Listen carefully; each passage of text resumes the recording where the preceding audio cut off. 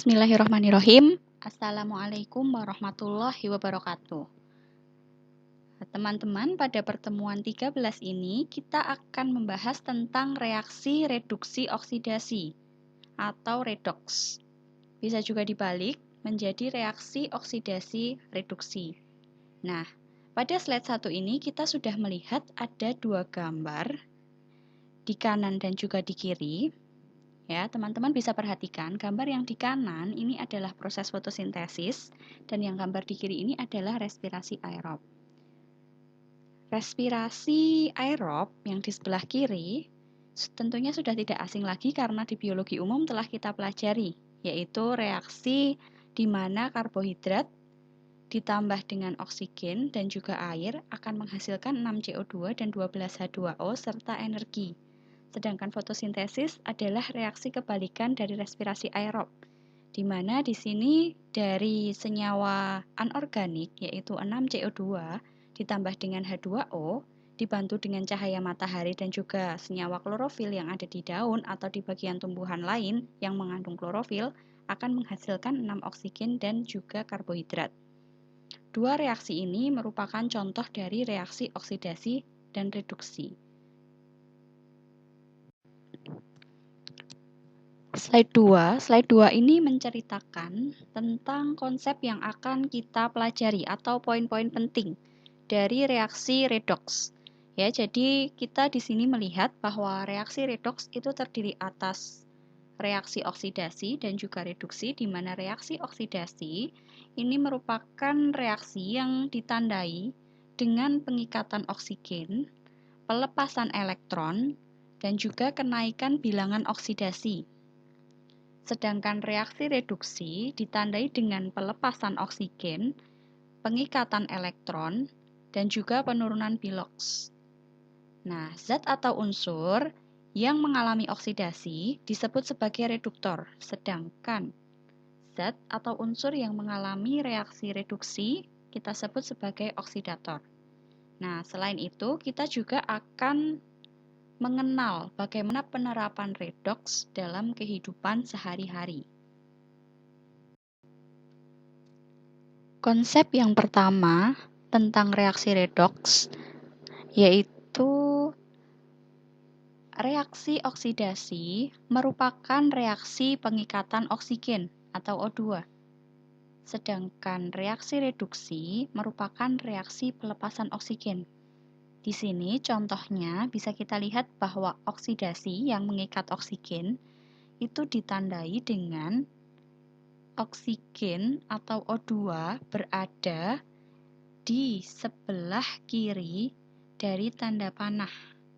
Itu artinya adalah oksigen ini diikat oleh unsur karbon dan menghasilkan gas CO2. Nah, contoh yang kedua ini adalah metana yang mengikat oksigen sehingga menghasilkan CO2 dan H2O. Ini juga masih reaksi oksidasi. Sedangkan yang reduksi, karena dia melepas oksigen atau dengan kata lain dia menghasilkan oksigen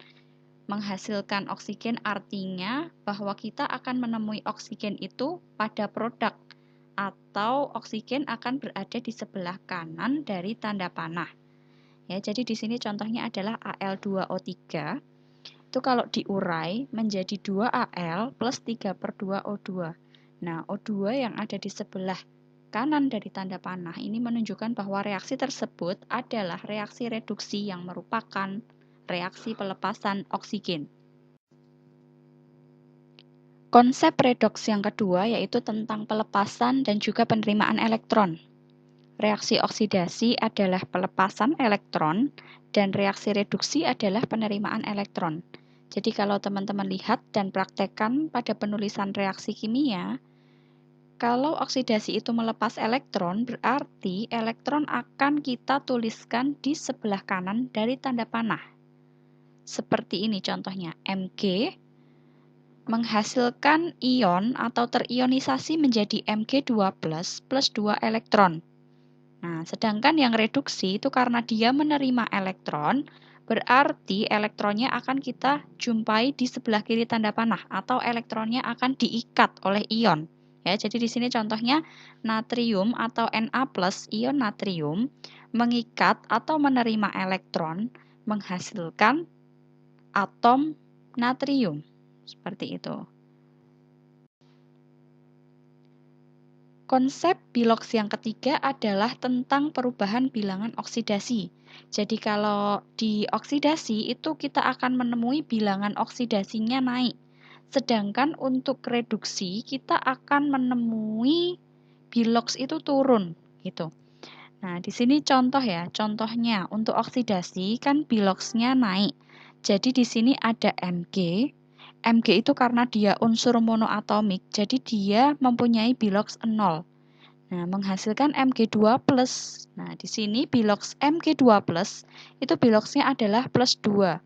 Sehingga Mg menjadi Mg2+, itu terjadi kenaikan biloks atau terjadi oksidasi dari 0 menjadi plus 2. Sedangkan contoh reduksi itu biloksnya turun. Ya, teman-teman bisa lihat di sini, MnO4 muatannya -1 menghasilkan Mn2+, ya. Di sini teman-teman bisa lihat untuk Mn-nya, ini kita cari dulu biloksnya. Jadi pertama kita perhatikan MnO4- ini total biloks senyawa ini adalah -1, ya, ini -1 totalnya. Kemudian bagaimana cara mencari biloks Mn ini? Maka kita gunakan rumus. Kita tahu bahwa biloks O itu adalah -2. -2 dikali 4. Ya, di sini indeksnya 4. Jadi menghasilkan O2 itu sebanyak -8. Nah, kemudian setelah kita tahu, maka kita bisa mencari biloks Mn. Caranya, berapa sih biloks Mn di dalam senyawa MnO4+? Nah, itu cara nyarinya. Biloks Mn atau kita wakili dengan tanda titik-titik ini ditambah biloks O2, total dari biloks O2 sama dengan -1 karena MnO4 muatannya -1. Jadi di sini ketemu plus 7. Ya, plus 7 minus 8 itu kan hasilnya sama dengan -1.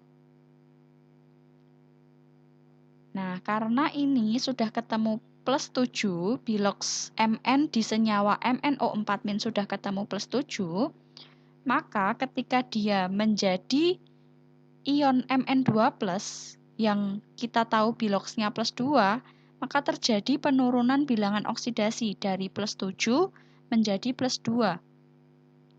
Ya, penurunannya 5. Jadi ini termasuk reaksi reduksi.